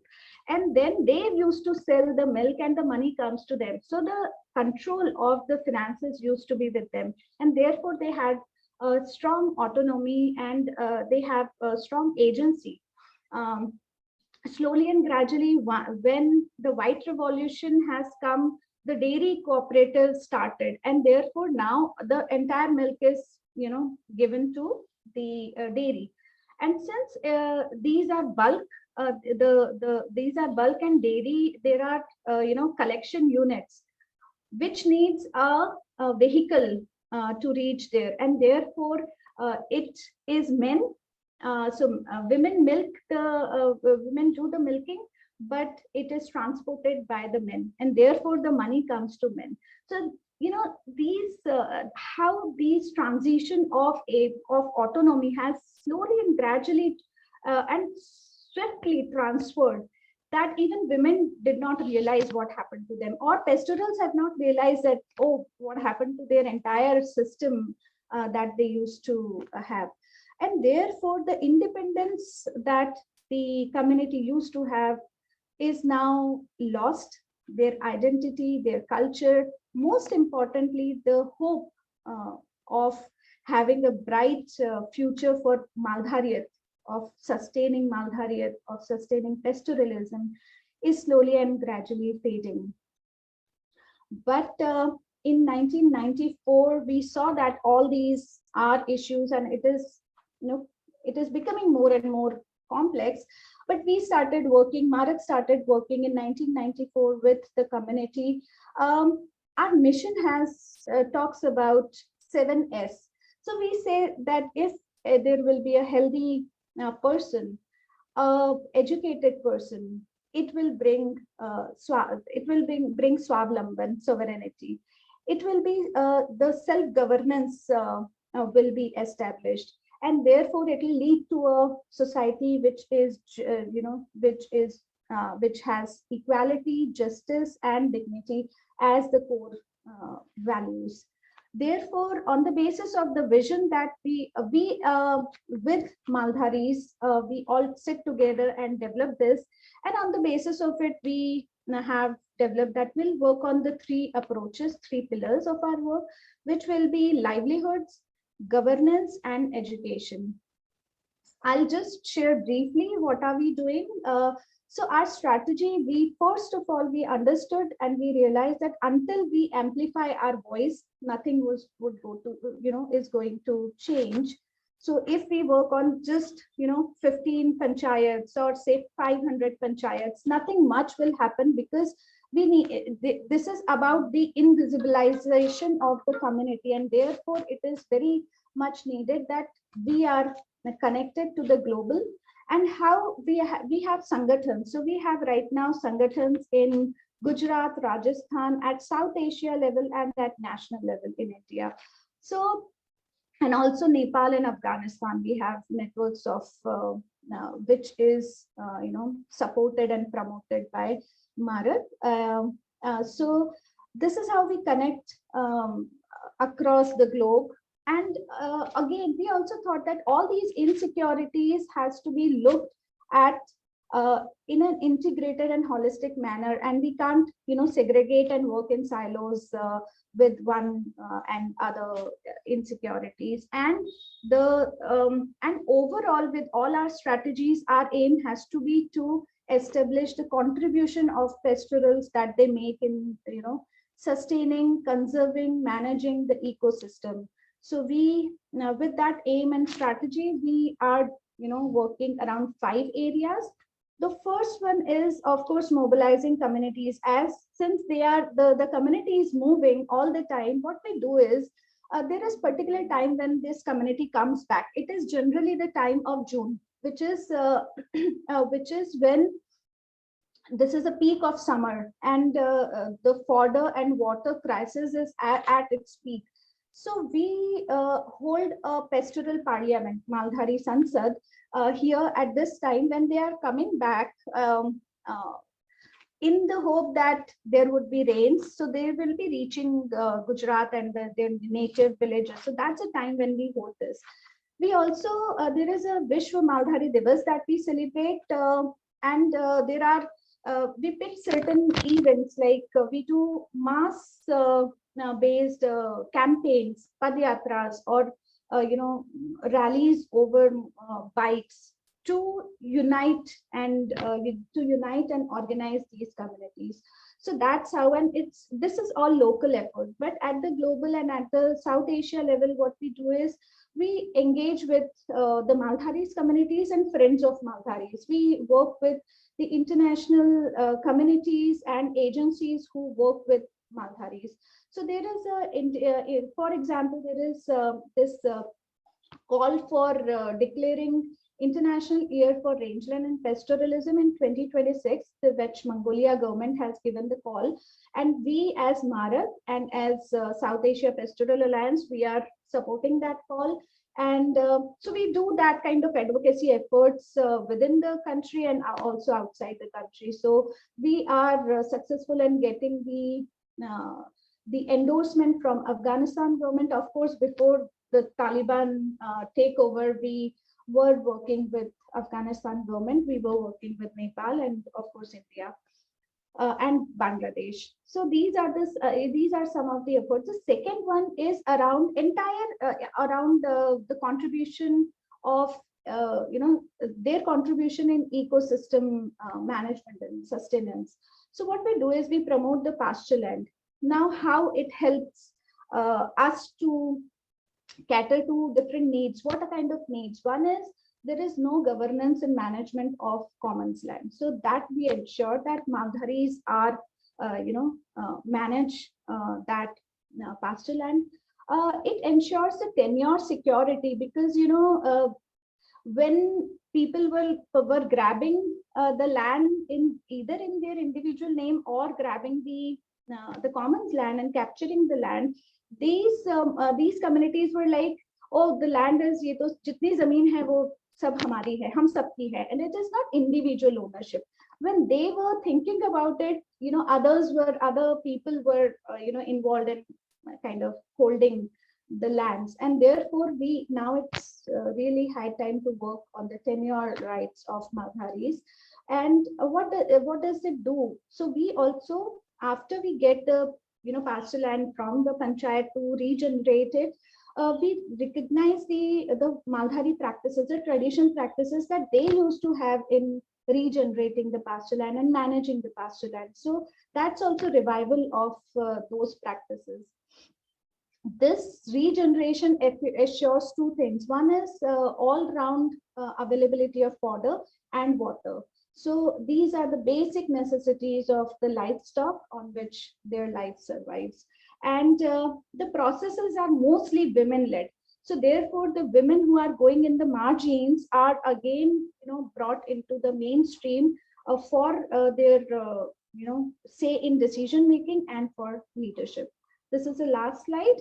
And around food and nutrition, we are working on inheritance rights of women over the agricultural land if they own, but mostly around the Vada. Vada is the place where livestock are kept. So we are giving mass level applications to the government to give those to give titles to these lands, which is called Vada, and then make it productive by the organic farming or natural farming practices that they used to do for ages. Then there are certain things like we do a lot of mapping around their migratory route. We find that what are the facilities which are available, what are the gaps in the facilities, and then we talk with the government to ensure that on their way they get the health and nutrition, which is their fundamental right to get these. And then we work a lot on getting the ration cards, engage them or connect them with PDA, Anganwadi. And during drought, we do a lot of advocacy also to have fodder and water availability for their livestock. Regarding education, we don't see education as a formal education system. So not necessary that, yes, that is one part of, that is one of the aspects, but the other one is the life skills, the capacity building for strengthening their sangathan so that they can assert for their own rights and they can, raise the issues that they grapple with, and not someone else working on behalf of them, but Madharis themselves take up their own issues. Education and child marriage or early marriage is one of the issues that we are taking very seriously through various ways. One is through can you finish in 2 minutes, because otherwise we won't have time. I'll just take 1 minute. Yeah, It is the last one. So there are this multi-pronged approach that we take for the child and early marriage. That the last pillar of our intervention is entire area around policy intervention, because that's crucial for us. One, we are working on drafting. We have already drafted national legislation on commons land, which is not existing right now, in consultation with Maldharis, which we did for rigorously for 2 years. Then we also engage with while they migrate, there are a lot of issues of theft. During COVID, they were stuck. So we work with different local administration and state administration or bodies and agencies to address the issues that they face over the time. So I would end here, and thank you so much. I hope this was helpful, and I hope I did justice with the Maldharis, today's the Maldharis issues. Thank you so much, Alkaji. Over to you. Okay, thanks a lot, Anuji. This was a very clear presentation and very nicely presented the issues that the Maldharis are facing. And we also got to know how one can work with Maldharis, because as I said, that itself was something which was quite inconceivable. So now we are realizing what all you do, and it is making a big difference, I think, as far as the community is concerned. And I hope that your efforts are successful and they do find a better livelihood opportunities.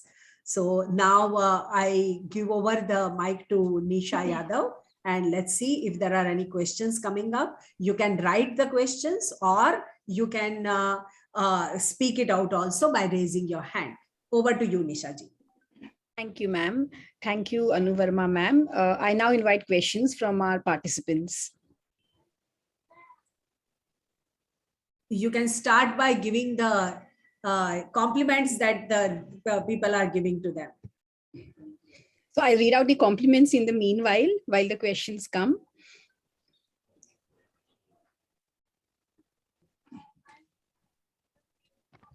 Everyone says thank you. I'll just read out some of these specific ones. Pranjal Rawat says, thank you, ma'am, for this informative and knowledgeable session.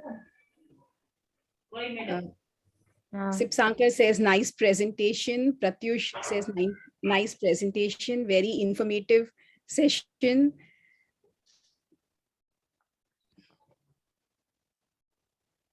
Wonderful work being done for this community by Michelle Rao.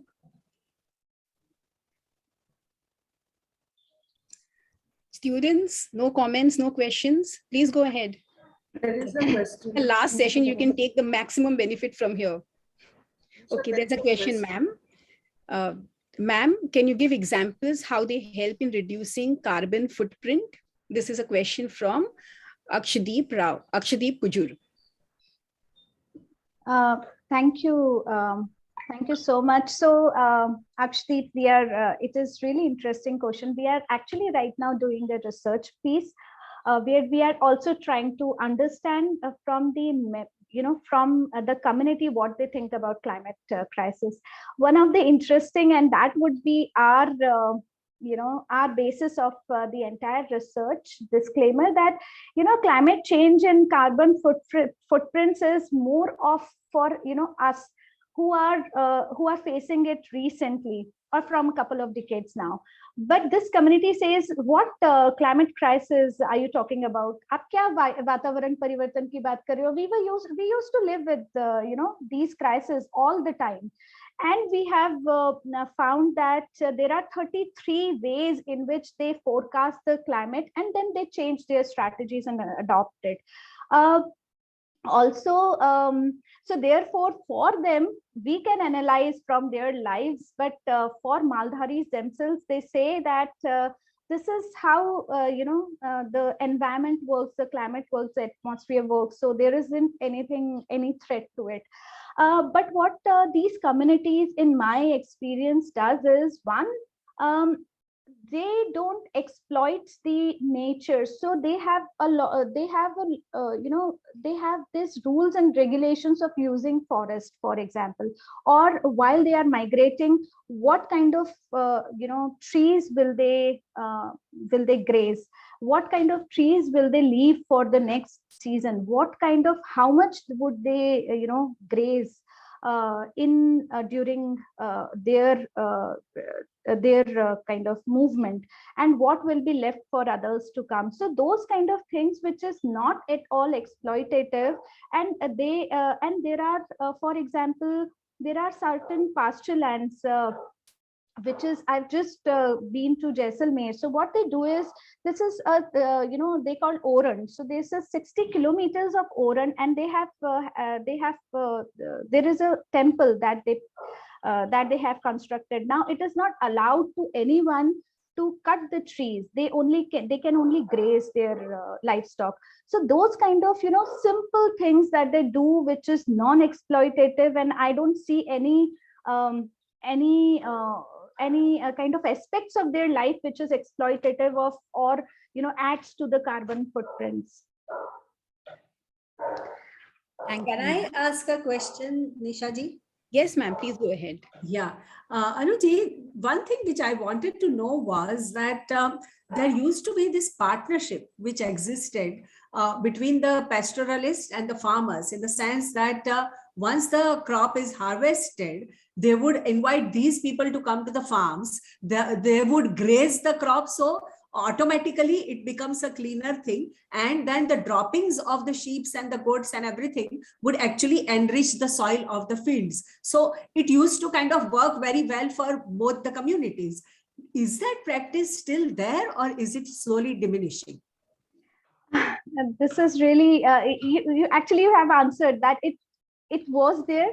It is still there, but it is slowly kind of depleting, or and again the effect of green revolution, because now there is use of fertilizers and chemicals on the soil to make it fertile. Therefore, and people started taking multiple crops rather than just 2 crops or 3 crops in a year.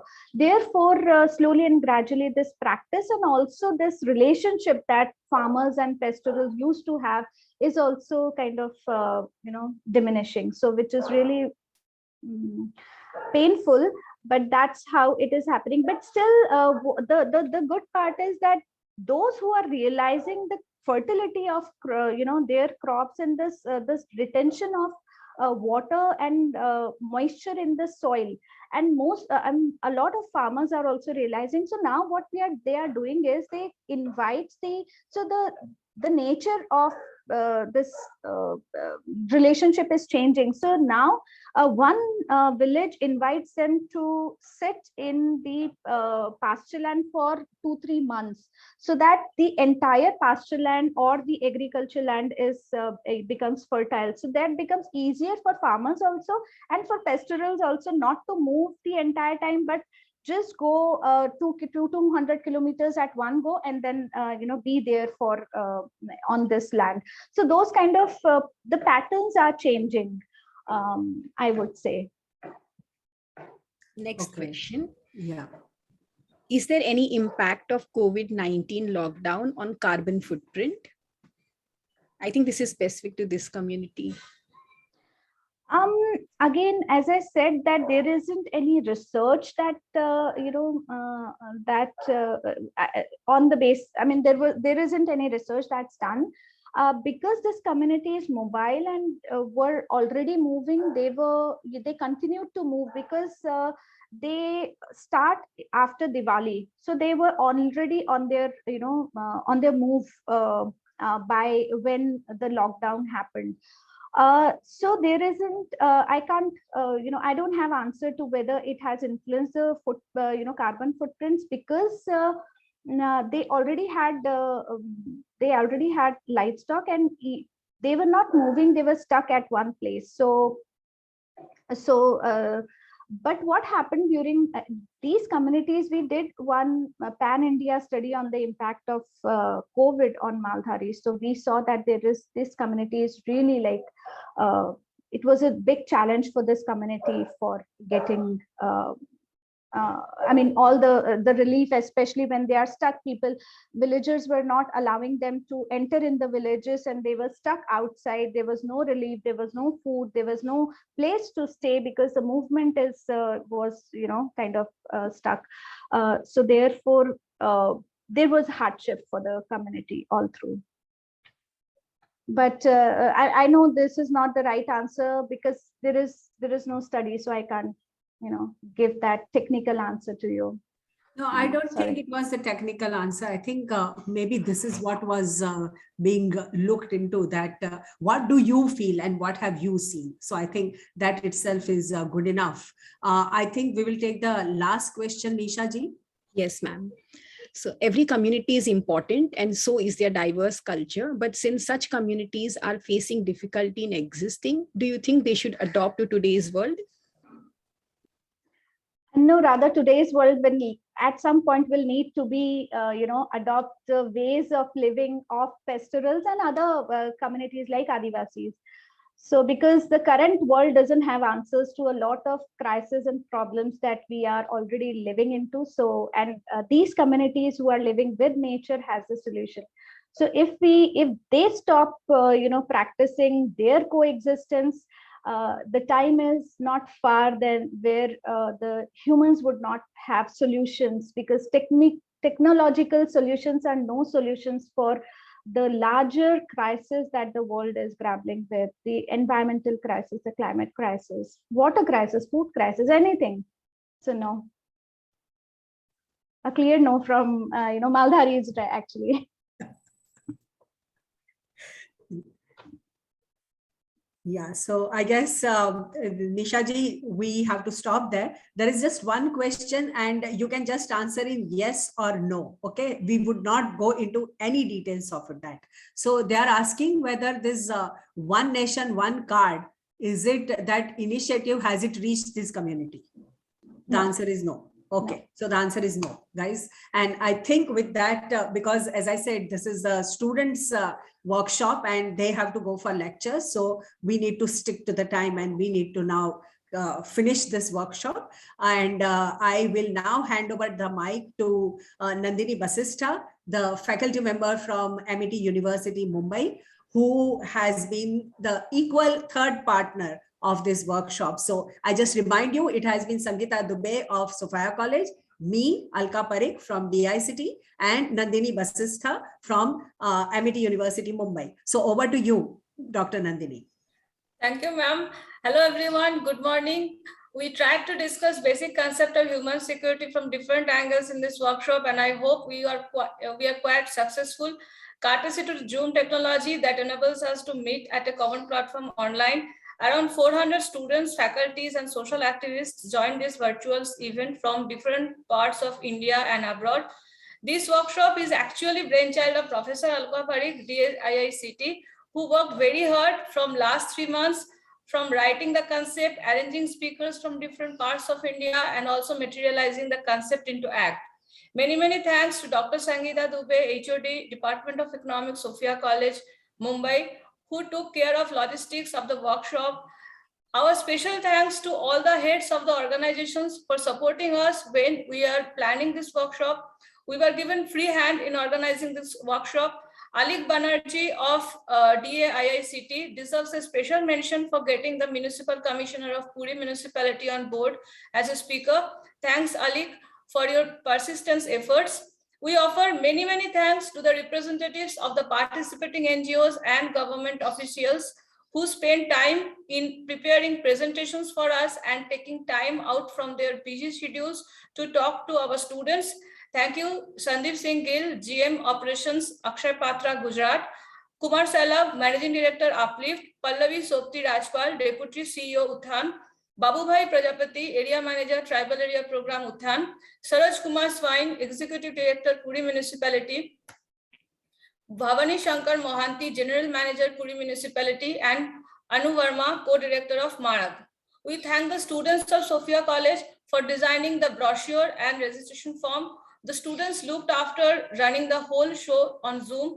Without them, this event would have been very dry. We are thankful to all the student presenters who gave context to each session. Their enthusiastic participation and efforts in designing the slides are well appreciated.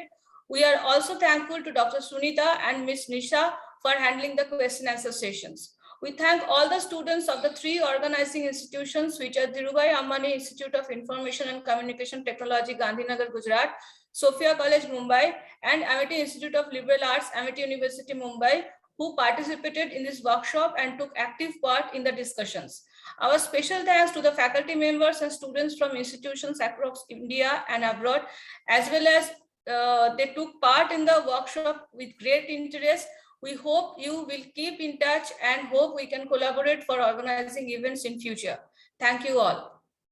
And before we close, I want to say thank you to Professor Nandini Basista also, because it was through her efforts that she basically was there when we were doing step by step. So she would call and say, first the concept note, now the brochure, now this. So she kind of guided us through the process of organizing the workshop. And as if that's not enough, as you can see from the participants from all over India came because of the efforts of Dr. Nandini Basista. So Dr. Nandini Basista, thanks a lot for what you also have done for this workshop. And once again, I repeat that if there are faculty members here in this workshop who want to collaborate and organize such events, please write to any one of us. We 3 of us will be interested in hearing from you. And with that, we are closing this workshop, and we would be anticipating your feedback forms so that we can improve and organize better events also next time. With that, let's all now leave the meeting and have a very good day And thanks a lot for attending and participating. Thank you so much. Bye. Thank you so much. Bye, everybody.